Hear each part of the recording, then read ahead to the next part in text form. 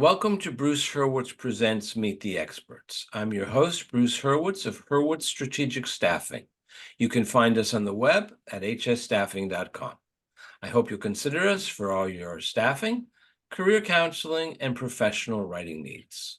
Momentarily, I will be joined by Jay Michaels. We'll be discussing promotions in the entertainment industry. Meet the Experts is sponsored by P&K CPAs. P&K is a full-service accounting firm. They provide accounting and consulting services to businesses ranging from startups to small and mid-cap companies to nonprofits, as well as high-net-worth individuals. Contact them today for a free consultation at info@pk-cpas.com or call them at 973-882-8810. They will be happy to be of service. Jay, welcome to the program. Thank you. Thank you for having me again. I was just going to say, I should have said back to the program. I had a great time the last time I was here, and I speak of you highly since we met years ago, as you were probably the most dedicated employment counselor that I've ever met. I still talk about some of the stories that you told me, and actually I carry to this day a learning lesson that you gave me. So I'm thrilled to be back on your program. Well, now that you've complimented me, I've got to come up with all sorts of nice questions to ask you instead of the nasty ones I was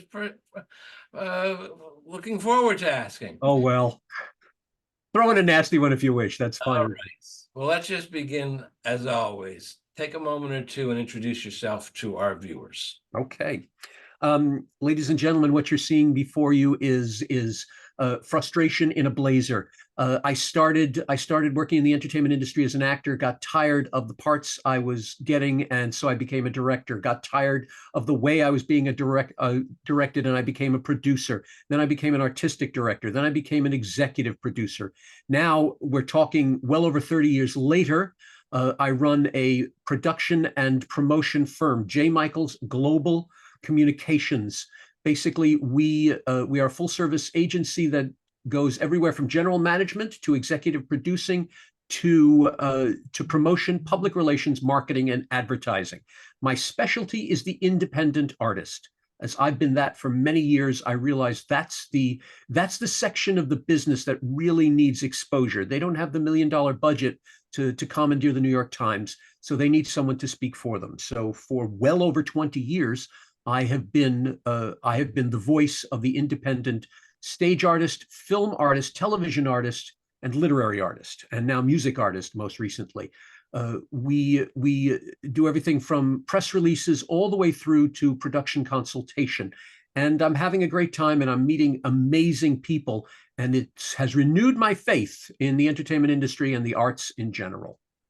Well, you sort of answered what I was planning on asking you, which was what constitutes the entertainment industry. But you listed all the professions. Any clarification? There are two things there. You'll have people, because it's as big a discussion as theater being ER or RE. There is the entertainment industry. A lot of people use the word entertainment when they mean something more commercial or fun, at least. And they talk about the artistic industry when you're talking about something more serious. It's all entertainment, as far as I'm concerned. Whether you're being enlightened or whether you're simply having a good laugh, it's all entertainment. So when I say the entertainment industry, I mean everything from classic Shakespeare all the way through to the sitcom. It is basically what entertains and elucidates you. When you sit down in front of that screen, you want to walk away happy and having learned something. And so for me, that's the entertainment industry. I always thought that the ERRE was just a matter of British or American spelling. You might be right, but a lot of people say ER meaning the building, like you're going into a theater, and RE is I'm studying the theater. But that's all right, whatever. I don't know. You brought it up, I figured I'd ask. There you go. Makes the entertainment industry unique when it comes to promotions? In other words, why is it that someone like me or any other business owner without $1 million budget can't utilize what you're about to say for their business? What makes it unique is you're not talking about a common denominator, really. When you're talking about promoting or advertising for an entertainment project, for a theater, film, or anything like that project, you're talking about tastes. Someone could have the most gorgeous ad and the greatest commercial for a Shakespeare production, but if you don't want to go see Shakespeare, that ad's going to fall on deaf ears. It's much more of a common denominator when you're talking about clothing, when you're talking about employment, when you're talking about food. But food even is starting to get diverse that way. But you're talking about something more of a common denominator. There's more people who want to know about what to eat, what to wear, where to get a job, etc. In terms of the entertainment industry, you have to be really shrewd. You have to know who your audience is, because that's where you can put your ads. The New York Times, everyone, so many of my clients say to me, well, can we get into the Times? And they're gobsmacked when I say to them, why? Their particular show might not work to the audience that reads the Times. They might be better in Time Out New York. They might be better in a series of arts blogs. The thing that makes the entertainment industry unique is that you're talking about a particular taste. You can have $1 million budget, but if you're talking to the wrong people, you're wasting $1 million. I was once quoted in the Wall Street Journal, the paper, and also I believe at the time they had 4 websites. And the article appeared in all of them. And I, of course, thought this was great. I had arrived. The article was also featured on some website that nobody apparently had ever heard of. I got more reaction from that cockamamie website than I did from the Wall Street Journal. Sure. So that goes to your point.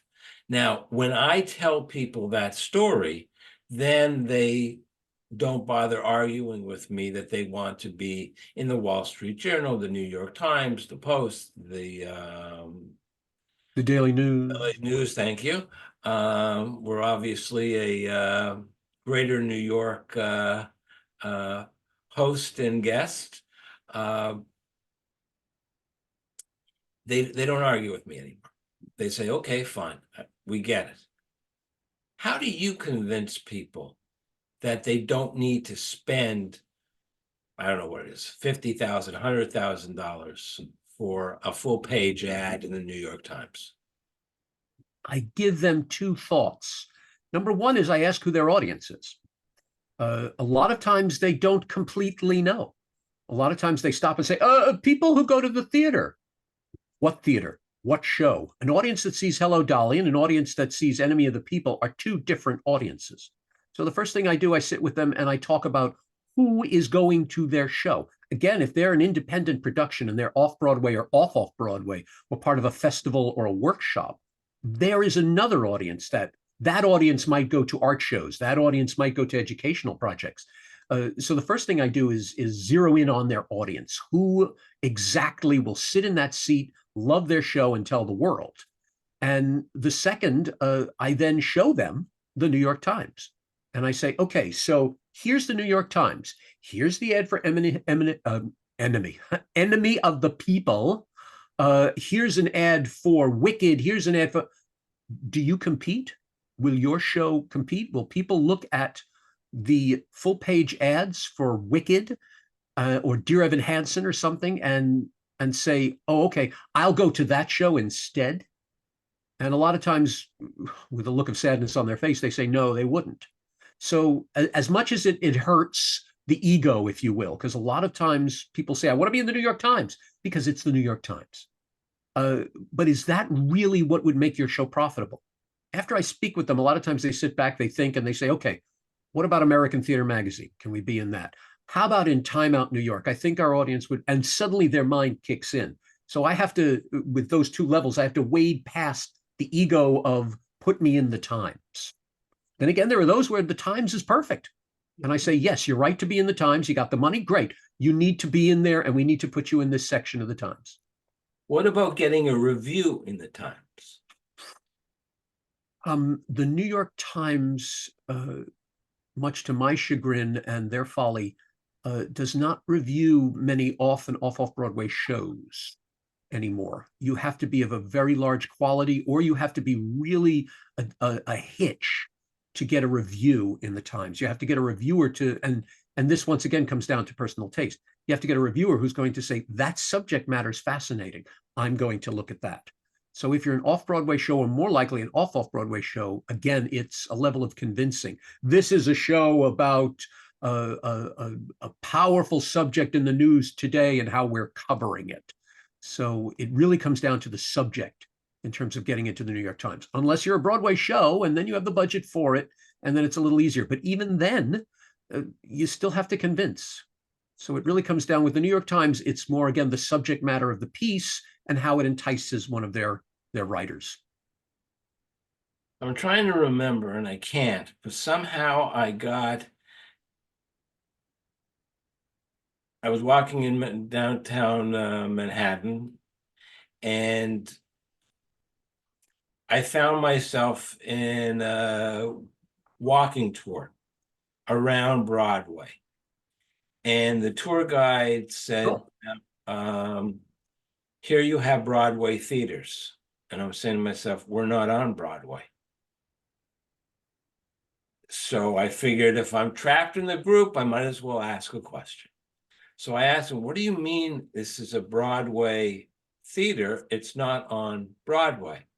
And he explained that Broadway means a theater with more than 499 seats. That's right.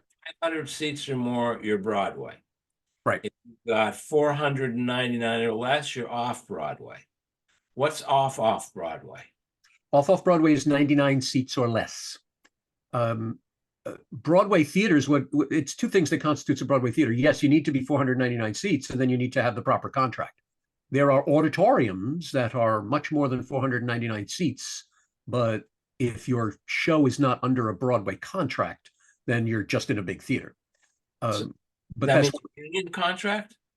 A union contract, the Actors Equity contract for Broadway. Okay. The same with off-Broadway, really. You could be 199 seats or more. And again, if you could still be non-union, but it's 199 plus that contract. 99 seats, you're under what's called a showcase contract.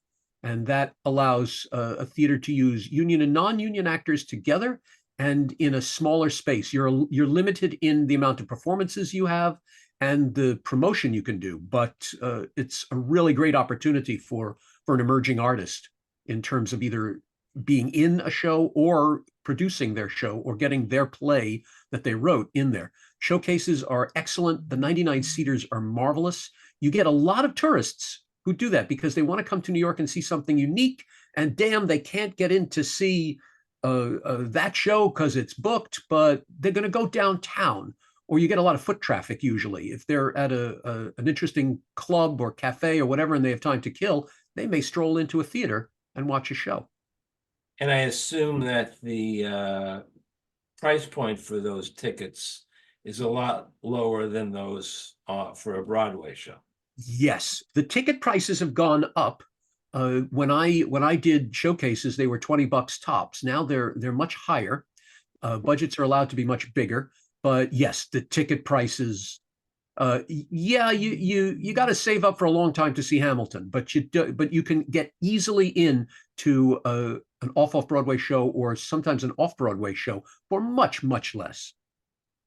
How do you create? Meaning, how does an individual performer, artist? I don't want to say performer, artist, actor, writer, producer, director. Did I forget anybody? Actor, writer, director, play. That's about it. I think you got the most of them. Yes. Okay. How do they, when they've got little to nothing to show because they're just starting off, how do they go about promoting themselves? Because that's the same for any business where you're just getting started. It's much easier now because of this wonderful box that we're on. In the good old days, you had to send out hundreds upon thousands of pictures and resumes. You had to go to the proper sources like the Drama Bookstore and get the list of agents and the list of producers and the lists of shows coming in. You had to buy backstage and look in their coming soon sections, etc. Nowadays, with this, there are so many places to basically get the word out. There are sites like Actors Access and Backstage Casting where you could put your picture and resume up, and producers, as they're casting, can go through particular headshots. So you could be seen in many different avenues as people are looking for casting. You can also, one thing which people do is take classes. If you're starting out, you should indeed study and continue studying. And sometimes you take a class with a prominent individual and you get to know them, and they might call you for an audition, or at least you do that famous word, you do that word, networking. That's the big thing now. But since the internet, you put up a website, you put your picture and resume up on particular casting notices, etc. You have a lot of opportunities to be seen. And then it's also getting to know people. The big thing which I found, especially in terms of casting these days, is to know people. I know there's that expression, it's not how good you are, it's who you know. That's right. You need to be brilliant, but you need to be able to call someone and say, hi, I heard you're doing a play. Remember me? We were in a class together. I'd love to audition. Hi, buddy. We were in the same workshop, and I hear that you're directing. Can I be of service? That's just for the actors. The directors do the same thing to producers, etc. It's all networking, and it's all internet now. So you recommend to people to post on YouTube or TikTok? I scream that you must. If you are invisible on the internet, you are invisible, period. You must have a website. You must have a Facebook page and populate it with posts and pictures, etc. You must have an Instagram account. You must be seen. That's the bottom line. It goes to the old adage, if a tree falls in the forest and there's no one there to hear it, does it make a sound? The answer, you don't want to be the best kept secret, but what's interesting is you listed all of these sites, you didn't include LinkedIn. Is that because your target audience are not the, for lack of a better word, the business community? To be on LinkedIn is excellent, and there's no harm in it. I'm not saying anything against it. It's not the first choice I give, because yes, LinkedIn is more about business. It's about landing the permanent job, if you will. There's not a lot of auditions, if you will, on LinkedIn. It's great to be up there because everyone is on there in one form or another. I had a college buddy of mine who hates social media, and the only thing he's on is LinkedIn. And I haven't seen him in maybe 20, 30 years. And he contacted me from LinkedIn saying, hey, I saw you doing a play. That's wonderful. Good luck to you. So there's no harm in being on LinkedIn. It's not the best option if you're looking to get to be in a show or work on a show. To get investors, however, LinkedIn is an excellent choice, because now you're talking about business people. That's a good point. And if you want an investor, what are the rules for pitching them? Because in business, one important rule is don't ask for money, ask them first to be a mentor, and then to buy in, literally and figuratively. What are the rules for performers or artists? It's pretty much the same on the level of investors. Ken Davenport, my company works very extensively with Ken Davenport and his Theater Makers group. And that's essentially what he does. He supplies mentors. He has mentors for productions that are happening that need help. And once that mentor has gotten that production to a certain point, then they could properly solicit for investors. To ask for money straight out, yes, it doesn't work. People get defensive on that.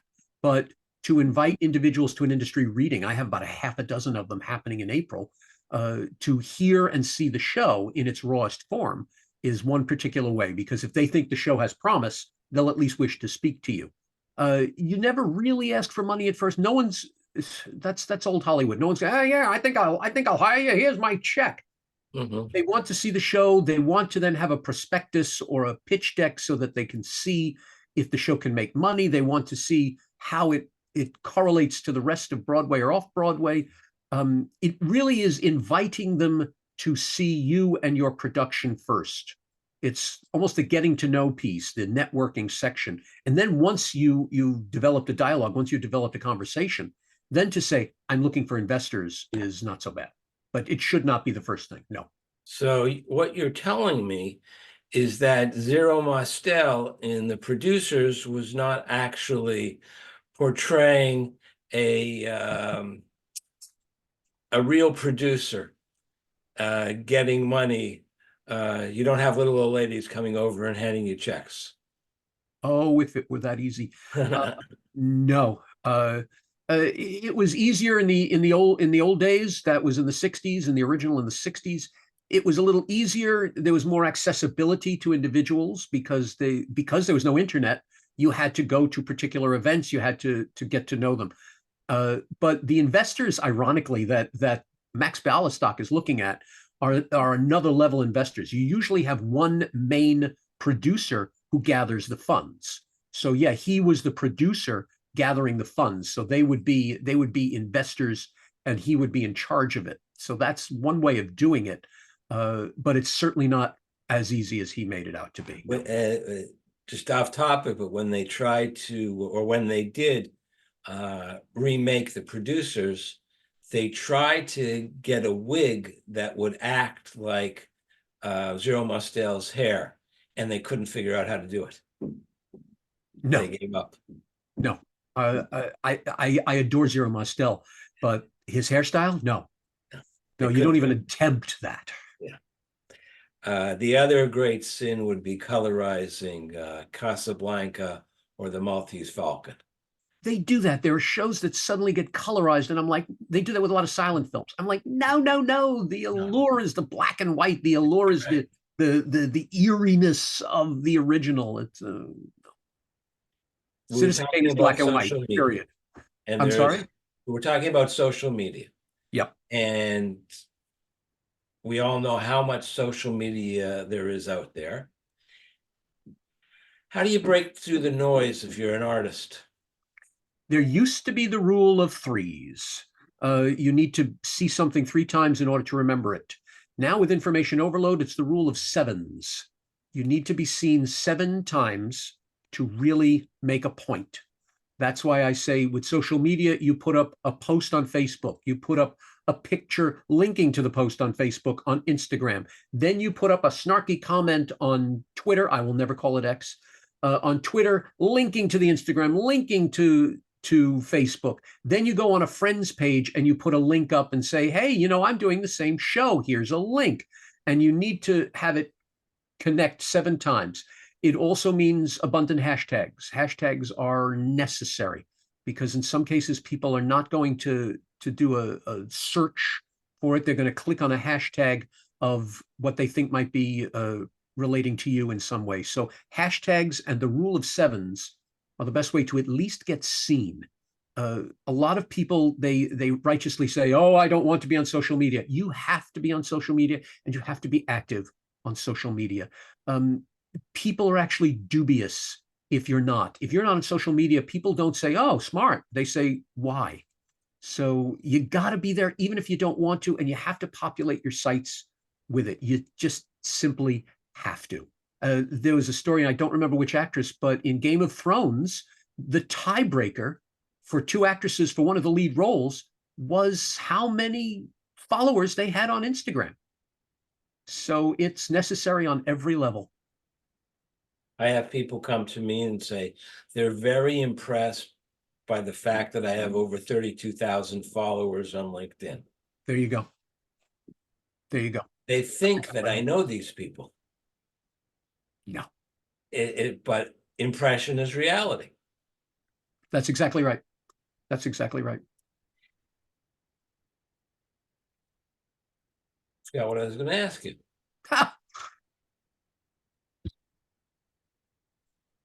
That's essentially, I know you could be an influencer with that many people. I have been called an influencer. As a matter of fact, LinkedIn made me a resume voice, something like that.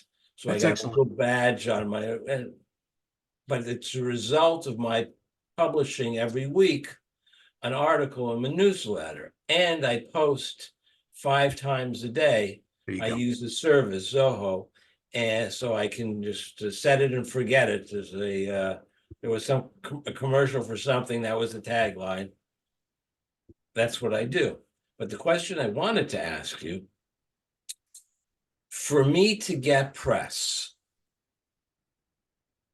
my background was in the nonprofit sector, and I was working for a very good nonprofit, and we took out, and it was in the Bronx, we took out a full-page ad in every one of the weekly, I don't know what they call it, the newspaper, the shopping,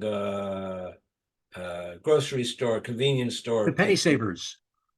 Sort of, not the penny savers, but the freebies that are handed out.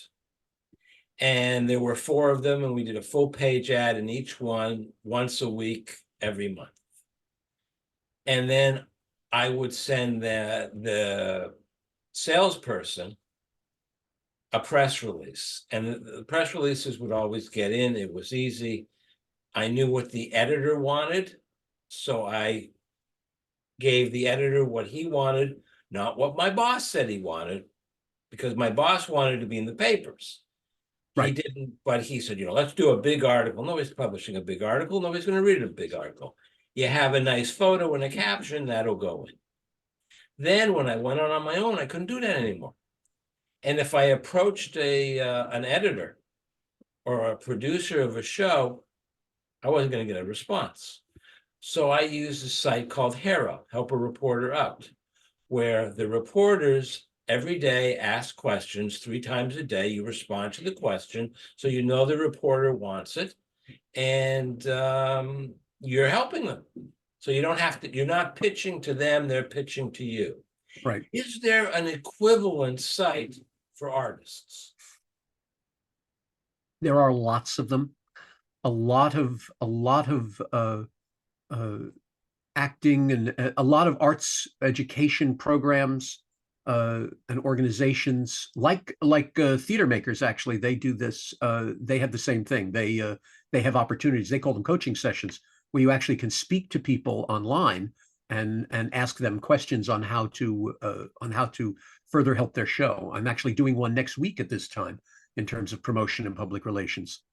But there are lots of sites that have interactive. They have on the website, they have question and answer areas.